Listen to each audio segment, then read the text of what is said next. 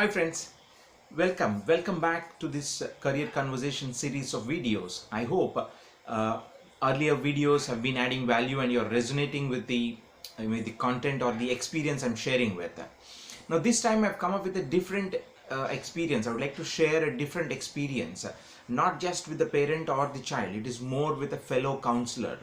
So few years ago, almost like 3 years ago, me and one of my senior counselor, we both were visiting a school to do the counseling to students, 10, 11, 12th grade students.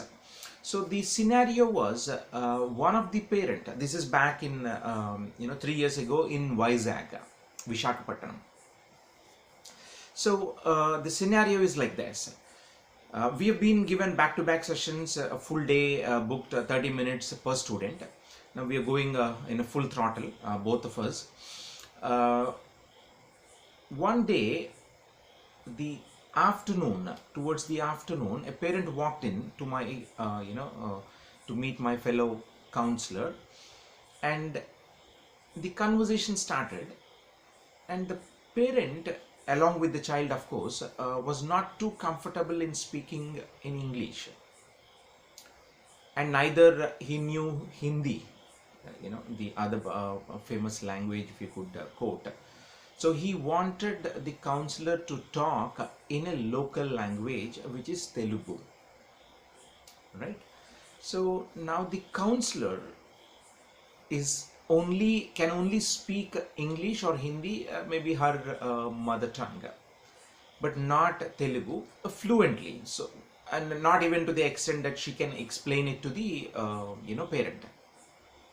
The parent was uncomfortable. After a few seconds of conversation, the parent walked out saying that, no, I can't attend this session because the language what the counselor is speaking, I cannot follow it. There was a kind of resistance.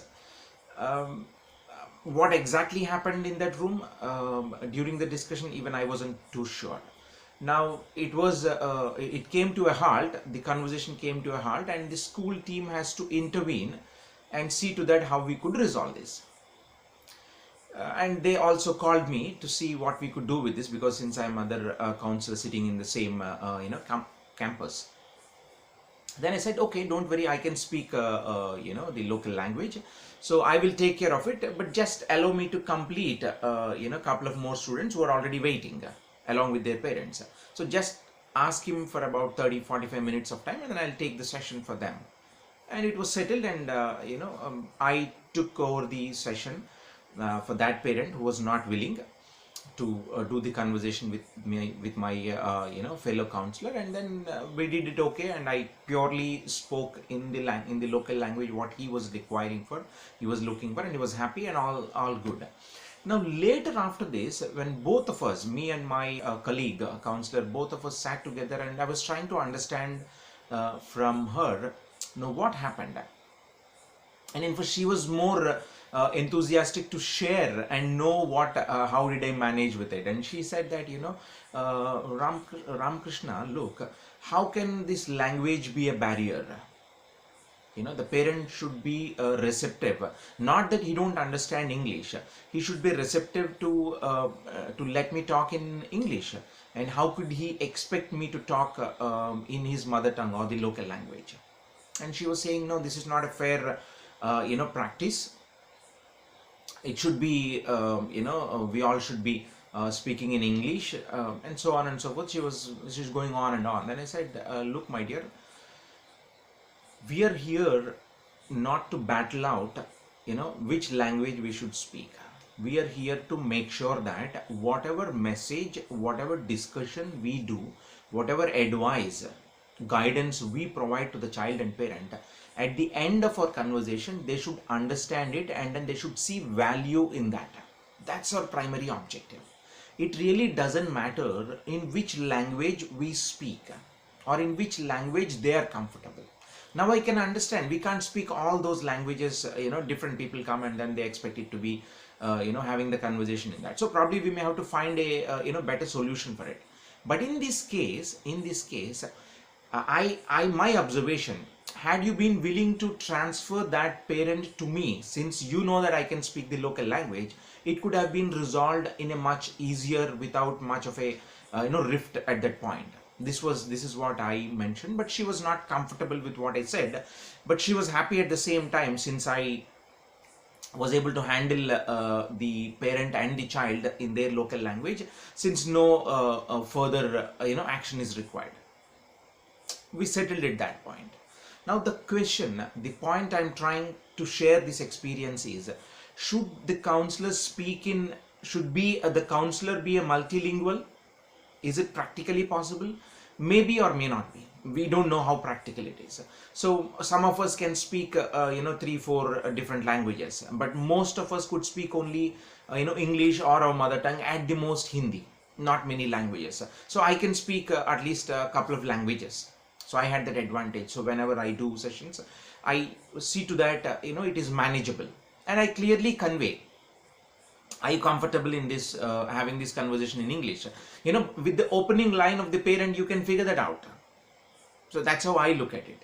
So the point is, it doesn't really matter in which language you speak, and language should not be a barrier in the larger interest of the conversation or an effective guidance that we provide to our youngsters and to their parents.